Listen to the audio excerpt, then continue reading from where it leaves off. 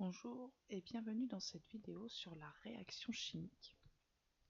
Qu'est-ce qu'une réaction chimique? Une réaction chimique, c'est lorsque des molécules se dissocient pour venir former des nouvelles molécules. Donc ce sont les mêmes atomes qui faisaient les molécules de départ qui vont se séparer pour venir former des nouvelles molécules, comme si on devait détruire une construction de Lego pour en fabriquer une autre avec les mêmes briques. Donc les molécules qu'on avait au départ, en l'occurrence ici sur la petite animation, c'était une molécule de méthane, CH4, et deux molécules de dioxygène, disparaissent pour venir former des nouvelles molécules.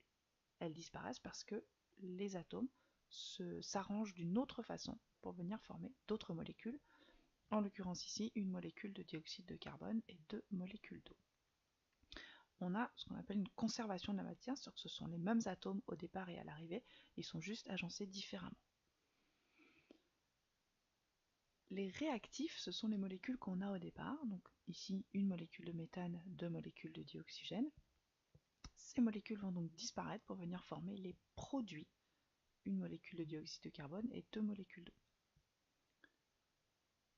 Si j'écris maintenant l'équation bilan de ma réaction chimique, c'est-à-dire l'équation qui traduit ce qu'il se passe dans la réaction chimique. J'ai une molécule de méthane, alors je ne mets pas le 1 quand il n'y en a qu'une, si elle est là, c'est qu'il y en a quand même une, plus deux molécules de dioxygène O2 vont se transformer en une molécule de dioxyde de carbone et deux molécules d'eau.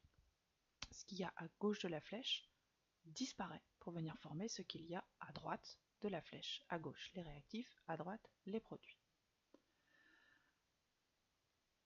Écrit comme ça, cela signifie que la réaction se passe bien quand on a deux molécules de dioxygène pour chaque molécule de méthane. On doit avoir deux fois plus de molécules de dioxygène que de molécules de méthane pour que la réaction se passe comme on le souhaite.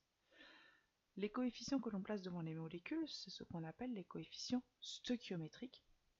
Ils ne nous donnent aucune indication sur la quantité que l'on a au départ, mais sur la quantité qu'il faut pour que la réaction se passe de façon idéale. Si je mets donc une molécule de méthane avec deux molécules de dioxygène, elles vont se dissocier, disparaître pour venir former une molécule d'eau et deux molécules d'eau et une molécule de dioxyde de carbone. Si maintenant je mets 4 molécules de méthane et 8 molécules de dioxygène, j'en ai bien le double. 8 c'est le double de 4. Ma réaction va donc se passer de façon idéale et venir former 4 molécules de dioxyde de carbone et 8 molécules d'eau. Si maintenant je mets 3 molécules de méthane et 8 molécules de dioxygène, je vois que je n'ai pas le double de dioxygène, mais j'ai plus que le double. Mais tout ne va pas pouvoir réagir. Si j'ai 3 molécules de méthane, je n'ai que 6 molécules de dioxygène qui vont réagir. Tout va se passer comme si je n'avais que 6 molécules de dioxygène. On va donc former 3 molécules de dioxyde de carbone et 6 molécules d'eau, mais il va me rester, à la fin de la réaction, 2 molécules de dioxygène qui n'auront pas réagi. On dit que le réactif qui disparaît complètement à la fin de la réaction est le réactif limitant. C'est parce que un des deux réactifs a complètement disparu, ou les deux en même temps, que la réaction s'arrête. La réaction ne peut pas continuer s'il n'y a plus de réactif.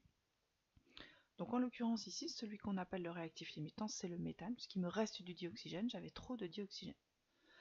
On va essayer de voir ça sur une petite animation. Donc on est toujours sur la combustion du méthane, le dioxygène qui va venir former du dioxyde de carbone et de l'eau.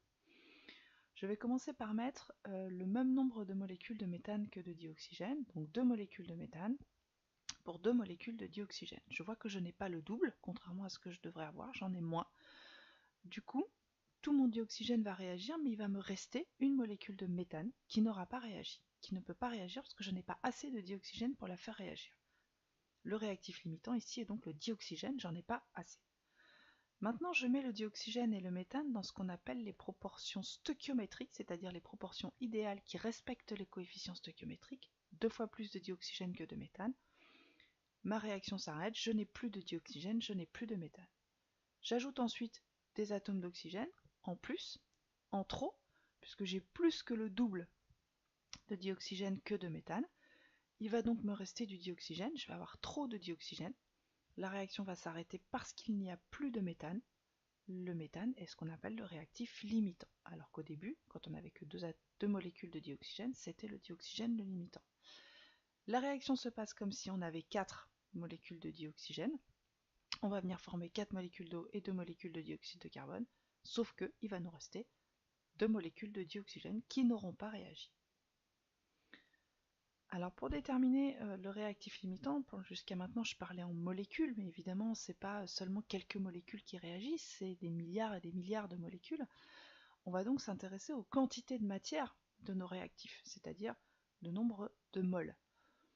Alors on commence par équilibrer l'équation bilan. Ici j'ai pris une autre réaction, c'est la combustion du glucose. C'est une réaction qui a lieu dans l'organisme lorsque l'on fait un effort. Le glucose va réagir avec le dioxygène pour venir former de l'eau et du dioxyde de carbone. On va commencer par ce qu'on appelle équilibrer l'équation bilan, c'est-à-dire essayer de voir dans les proportions idéales combien de molécules vont être formées à partir de combien de molécules de réactifs. Ça veut dire que j'ai parlé tout à l'heure de conservation de la matière, je dois avoir les mêmes atomes et en même nombre dans les réactifs que dans les produits. Alors je commence par le carbone, je vois déjà qu'il y a un problème, c'est pas le cas. J'ai 6 atomes de carbone dans la molécule de glucose, c'est 6, et j'en ai qu'un dans la molécule de dioxyde de carbone, CO2. Donc ce qui va se passer, c'est qu'on va venir former 6 molécules de dioxyde de carbone. Et donc on va bien récupérer nos 6 atomes de carbone qui viennent du glucose. Je fais la même chose avec l'hydrogène. Je vois que j'ai 12 atomes d'hydrogène au départ, ce qui va me permettre de former 6 molécules d'eau, puisque chaque molécule d'eau contient 2 atomes d'hydrogène. Je compte maintenant les atomes qui me restent pour l'oxygène.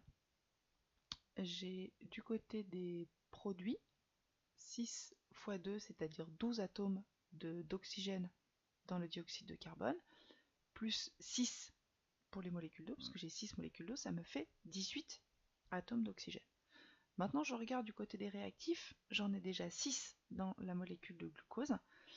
Je vais donc en avoir besoin de 12, c'est-à-dire 6 molécules de dioxygène pour réagir. Et voilà les proportions idéales. Pour chaque molécule de glucose, il va me falloir 6 molécules de dioxygène et je viendrai former 6 molécules d'eau, 6 molécules de dioxyde de carbone. Ça veut dire qu'il faut que j'ai tout le temps 6 fois plus de dioxygène que je n'ai de glucose.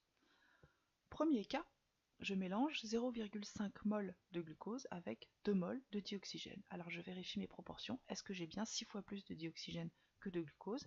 6 fois 0,5 ça me fait 3. Or je n'ai que 2 mol de dioxygène. Je n'ai pas suffisamment de dioxygène pour faire réagir tout mon glucose. Le dioxygène va manquer au bout d'un moment. La réaction va s'arrêter parce que je n'ai pas suffisamment de dioxygène. C'est le dioxygène qui sera donc le réactif limitant, il restera du glucose à la fin. Deuxième situation, 0,28 mol de glucose pour 2,4 mol de dioxygène. Si je multiplie 0,28 par 6, j'obtiens 1,68, ce qui est inférieur à la quantité de dioxygène que je possède. Donc j'ai cette fois-ci trop de dioxygène, tout ne va pas réagir, il va m'en rester. Le réactif limitant, ce sera le glucose. La réaction s'arrêtera parce que je n'aurai plus de glucose, mais il va me rester du dioxygène.